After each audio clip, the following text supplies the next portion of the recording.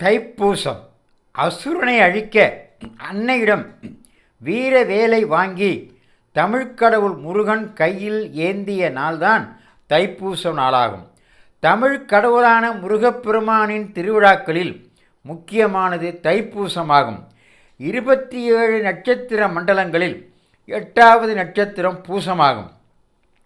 தை மாதத்திலே பூச நட்சத்திரம் வரும் புண்ணிய நாள் தைப்பூச விழாவாக அனைவராலும் கொண்டாடப்படுகிறது. தைப்பூசம் வரும் நாள் பெரும்பாலும் நிறைமதி நாளாக, அதாவது பௌர்ணமியாக இருக்கும்.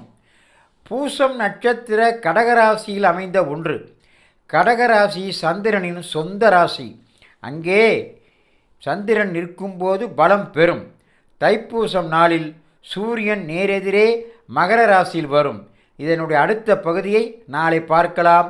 இதையெல்லாம்